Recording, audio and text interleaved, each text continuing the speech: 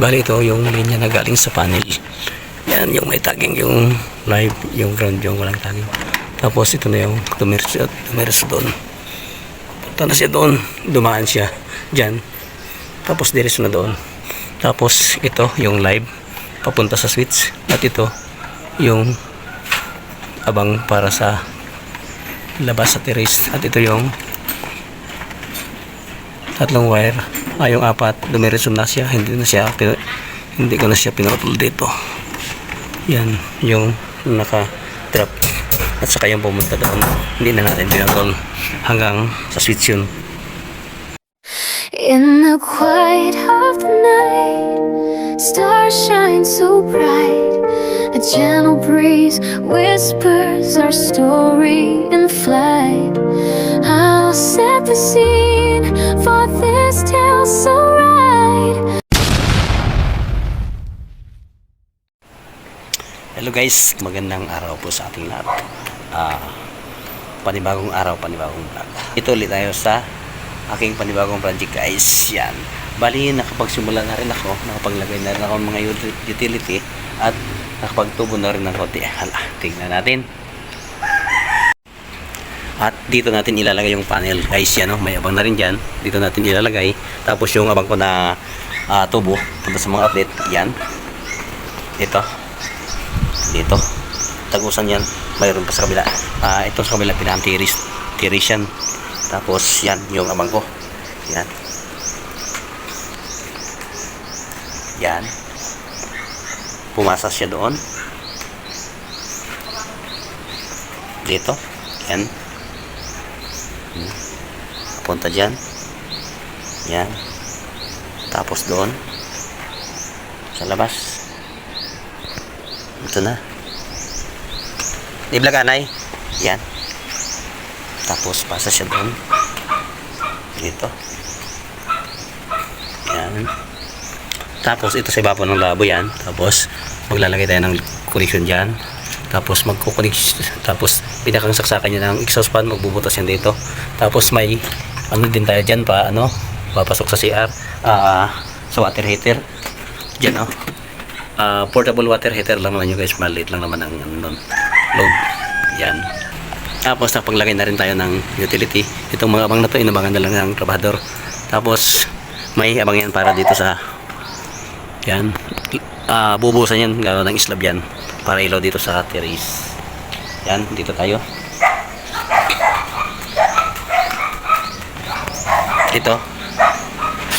Switch dito para sa pinakang dining nila, dining area. Tapos kasama na dyan sa may kitchen. Ayan, tapos napaglagay na rin tayo dito ng utility para dito sa CR. Ayan, doon tayo. Ayan, dito naman sa kwarto may abang na rin yan dati. Ayan, nakalagay na tayo ng utility. Ayan, nalinya na rin natin. Ito yung sa kabila natin. Ito sa kupa ito ng isang set. Ito yan.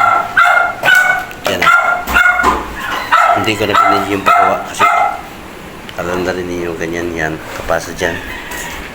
Tapos yun, paso doon. Dito may outlet, saka paso doon sa kabila. Yan siya. Saka putas lang tayo dito para connection doon sa kabila. Tapos doon.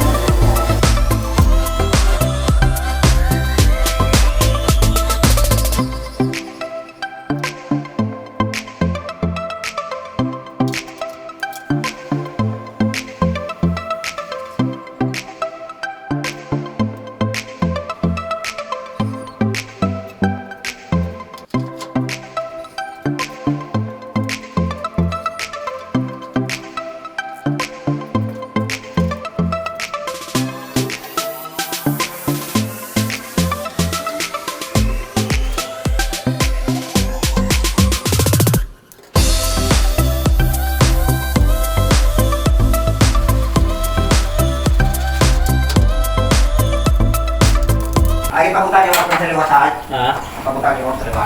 Katakan ako? Hindi pwede ay? Ito na tayo. Pantay na itong mga natin. Oo. Tama ka na? Ha? Parang ito.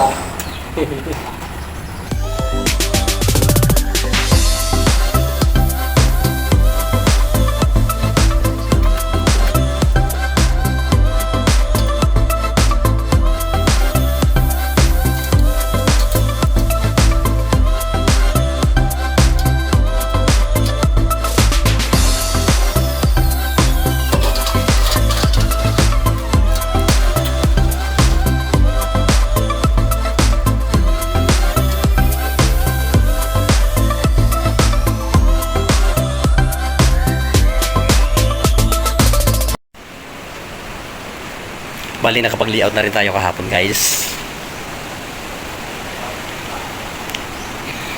At yan ang na-layout natin. Papakita ko sa inyo. Bali, nakapag-layout na rin tayo, guys. Yan. Yung 3-port na yan, yan yung ating entrada. Galing sa panel board. At yung isang pipe na yon dumaan sa taas, papunta sa junction box. Yun yung sa linya ng ilaw natin. Kaya tayo naglagay ng junction box yan. Diyan ay may abang tayo dyan sa labas. Hindi naman ako nag-abang yan. Inano ko lang, diniskarten ko na lang. Yan, dyan tayo mag-splice. At saka, yan yung junction box. Dyan. Yan yung, lalagyan ng ilaw. Tapos diretso tayo dito. Dyan. Yan, tapos naglagay tayo ng PVC wire doon sa may junction box para sa ating switch. May ilaw kasi doon sa labas. Tapos nagdiretso tayo doon. Dyan, yung junction box. Para man dito yan sa lababo. Lalagyan lang natin ang drop na lang ilalagay natin, flexible hose lang, mahaba ang ilalagay natin, kaya pwede natin i-adjust kung saan ang sentro dyan. Tapos nagdidiresum naman dyan, maglalagay tayo ng adjustment box para sa ating CR. Yan, mamaya gagawin ko rin yan. Dito tayo sa may kwarto.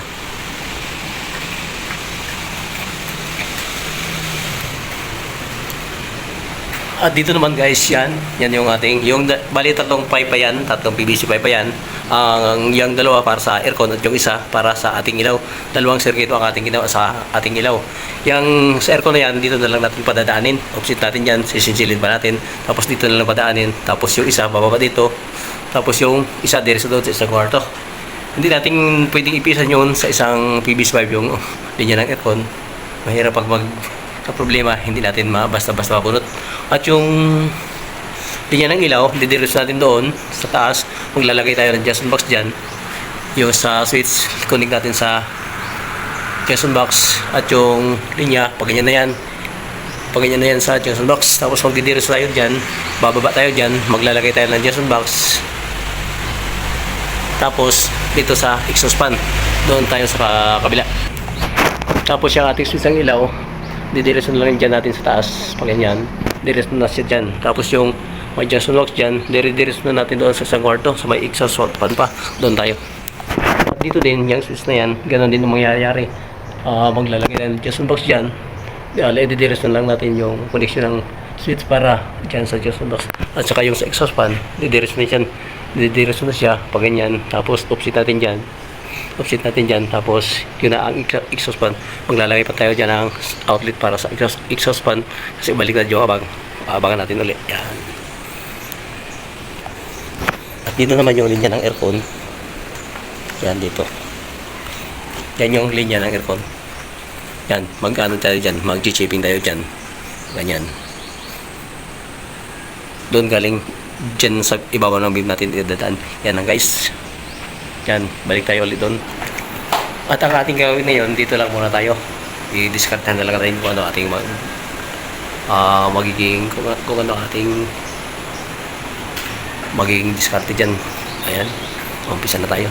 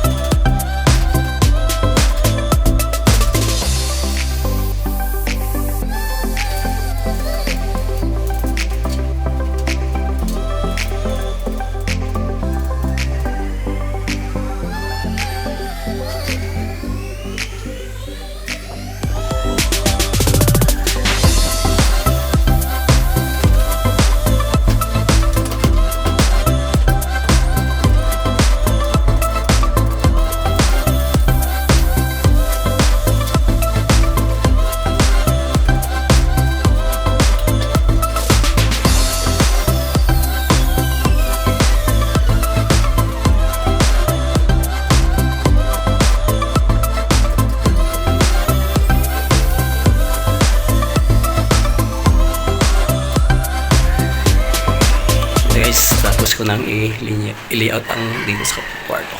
Yan. Tapos, yan sa aircon. Wala pa tayong rear sa exhaust. Wala pa tayong tubo at saka jet box. Kaya magwa-wiring muna tayo. Yan, dito tayo magwa-wiring.